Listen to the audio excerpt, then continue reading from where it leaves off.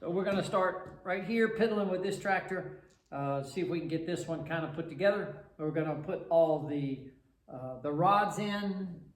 This is the throttle rod, and then I will also put in this is the choke that's got to go in, and the starter one. That's the two. The starter and the choke have to go in. We'll get those rods in, then we'll run the new wiring in. So let's get it going.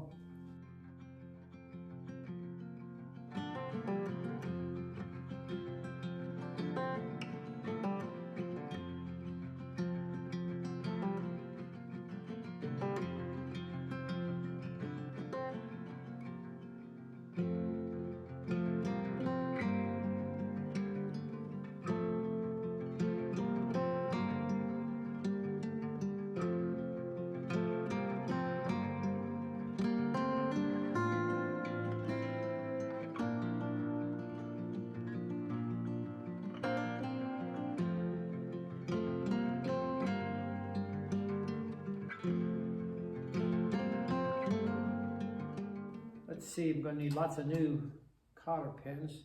So let's see, which one is this one? This is the starter. This goes in here like this and goes down there. Turn it over. This goes.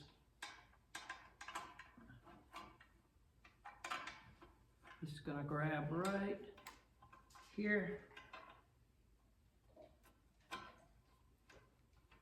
Unless we turn it, I bet it turns this way and grabs from the inside. Yep, that fits better. Okay, let's see, this one has to go this way. Yep. Oh, no, this has got to go underneath the exhaust and grab hold. Now we need to get cotter pins for those, so I need 1, 2, 3, 4 cotter pins. I bought these the other day when I was at Harbor Freight. Nice long needle nose. You don't need them very often, but boy, when you got them and you need them, watch this. Oh, that's so much easier. So much easier. Look at that, right in there. Nice. Nice. Full throttle. Oh, we welded this piece on here so it catches in those, I'll show you that. This tab right there, that tab gets worn, you know, from years and years and years of running on those teeth. That tab gets worn, so I just tacked a little bit of metal on there and then filed it down so it's sharp, so it catches in those teeth. Because before the throttle was just flipping shut. So what this ammeter does is measures current, and it tells you how your alternator is doing. Your alternator is that thing right there. Your alternator creates AC, alternating current, and then it's rectified through diodes to create direct current, DC, which is what your 12 volts battery is. And you want to know if it's working right. So if it's charging, because if it doesn't charge, your battery's going to go dead, because your spark plugs are using 12 volts all the time. You can run a long time if you're just running on spark plugs. That doesn't take a whole lot of power. But in a car, for instance, if you're running other stuff like lights and, you know, fans for your air conditioning and your heater, stuff like that, it will run your battery out pretty quick. So if your car doesn't die during the day, but it dies like at night, that's why, because what's happened is your alternator is bad. It's not your battery. Anyway, so the current is produced by the alternator, and the alternator will send current, will charge your battery. The battery comes through this cable to the starter motor right here, because that's how you start your engine. And then your starter motor, your power from your starter motor then goes to one side of the ammeter, and then the alternator goes to the other side of the ammeter. So when you start your motor and your ammeter works, the power will flow to the ammeter, back to the starter, onto the wire, and back to the battery. That's how that's supposed to work. So we will see. I'm not real positive how this is going to work with the one charge. Usually you have to have field voltage here. So I don't know how this is gonna work. I'm not a super expert on this kind of stuff. So this should be ready to go. I'm not gonna hook up the light, although I could, but I don't need this is a light for the gauge. I don't need that. So we're just gonna leave those alone. All right, so we got plug wires in. We got oil. We don't have any oil in this. So we need to put oil in the One Touch. And then I need to figure out a way to just put some fuel into the carburetor. Put the radiator cap on, although it shouldn't matter, it's not under pressure. Put the carburetor intake back on, air intake. Did I put oil in the final drives? Okay, we gotta check that before we drive it. Please don't tell me I have to take these tires off again. You have to take tires off again. I asked you not to tell me that. 2 quarts. This is 5 quarts. So we wanna go to 3 quarts.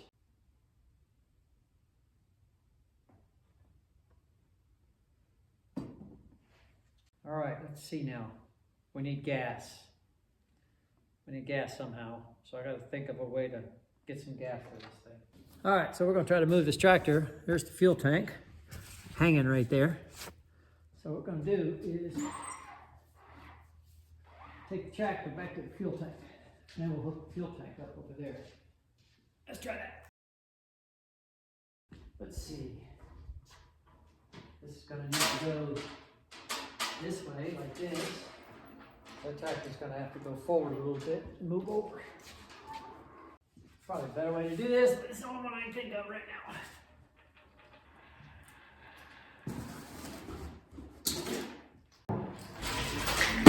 Up, drop the fuel tank, shall we? That's not good.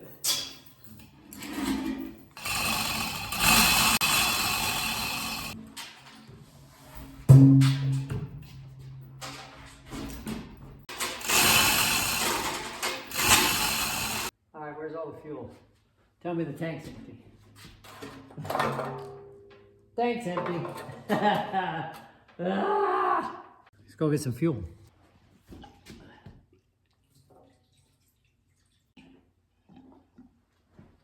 Is that enough? My bowl's full. That's all on. A little bit of throttle, not a lot. A little bit of choke.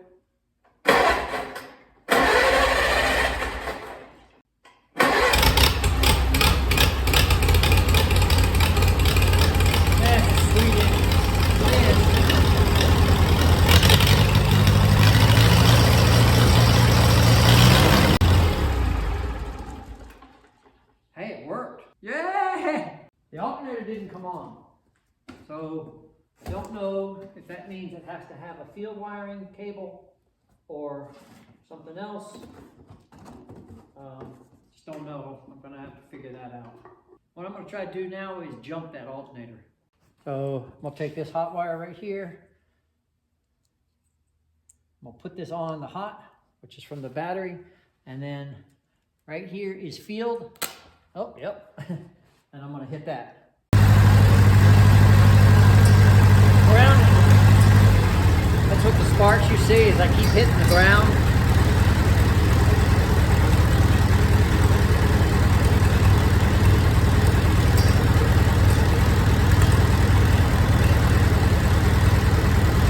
All right, so we'll be back. We gotta figure out this alternator thing. Got the new alternator. The other one went bad on me. I don't know if I did it or whatever, but I sent it back and they sent me another one. Thankfully, the fan was hitting right here. I was able to raise that just enough to where it's not hitting. So when I first put it on, this is a 1-wire alternator, which means it's supposed to go ahead and charge by itself, but it just won't because this tractor runs so slow. So I did go ahead and add a field. This is it reads the voltage from the ammeter, gives us a good battery voltage, lower voltage to charge with. So let's see what it does. So switch on, start.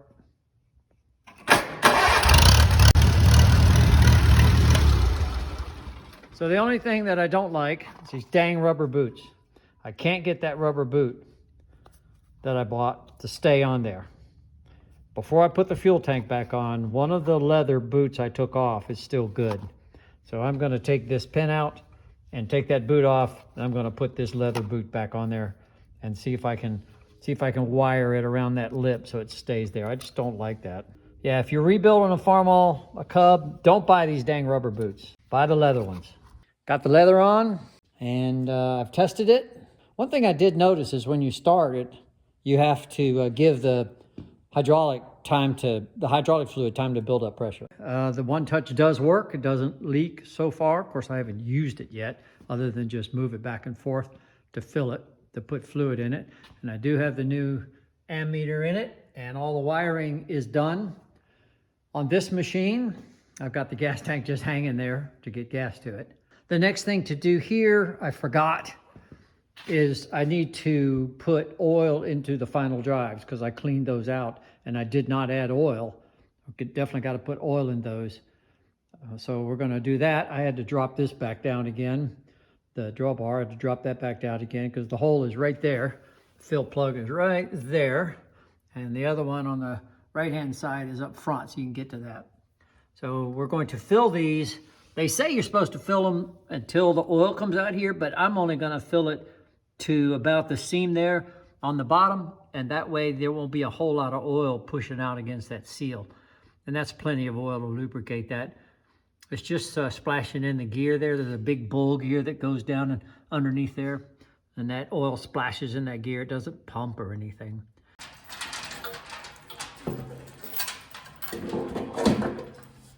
All right. Let it down.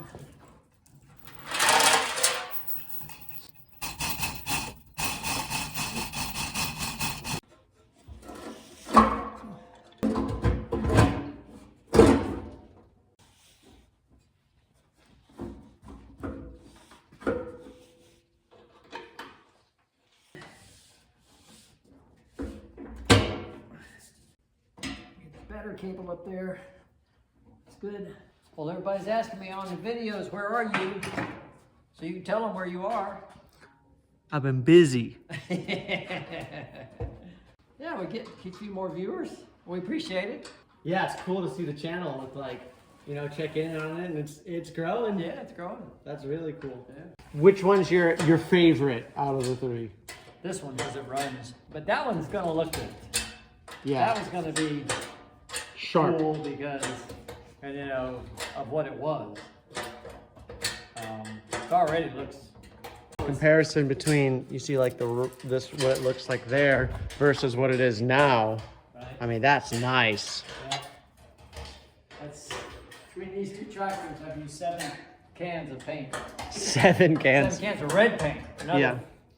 3 or 4 cans of primer, and a lot of sanding.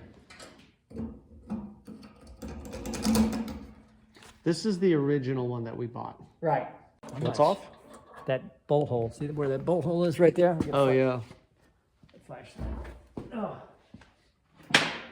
Yeah, that's way off. And everything's bolted now, so I can't move it really much. Want a hammer? Yeah. Hey, let's beat the radiator over.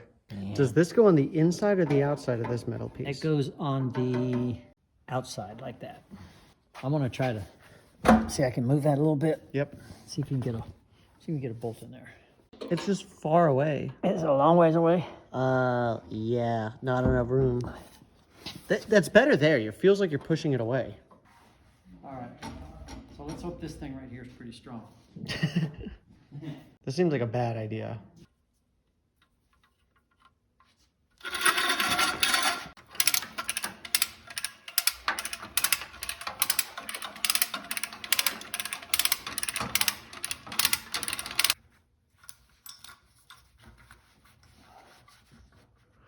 Wait. Okay, there you go. We're in.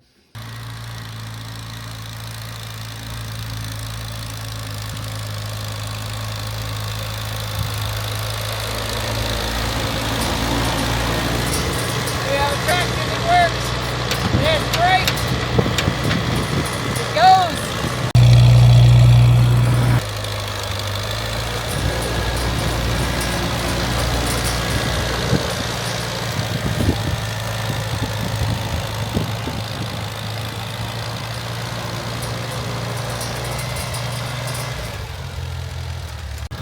know if I have any implements on it. I don't yet, but there you go. So that's how that works. That's all it is.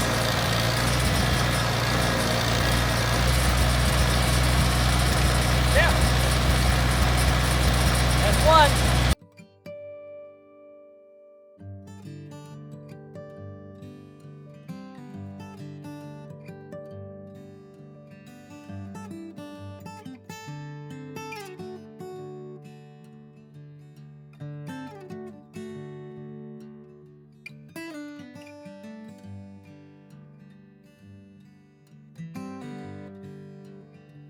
So Miami is finishing up our kidding box. Actually, it's going to have a dual purpose to it.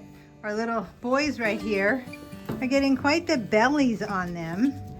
So they're getting a little too much grain. So when we feed everybody, we're going to put them in there so we can regulate the kind of feed that they're getting, because we don't want chubby little goats. And then when Joe gets ready, we'll use that as the kidding box. We're going to add a little bit more insulation around it, and we'll put a heat lamp in there. And it'll be just about the right size for her and her babies to hang out for a couple of days.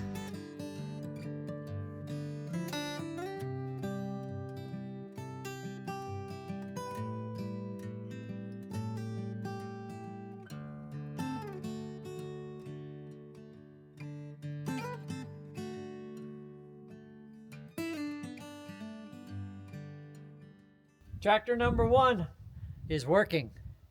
The hydraulics work, brakes work, throttle works.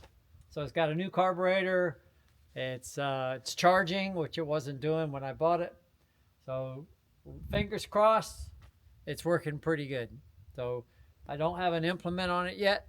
We'll get to that. So that's one.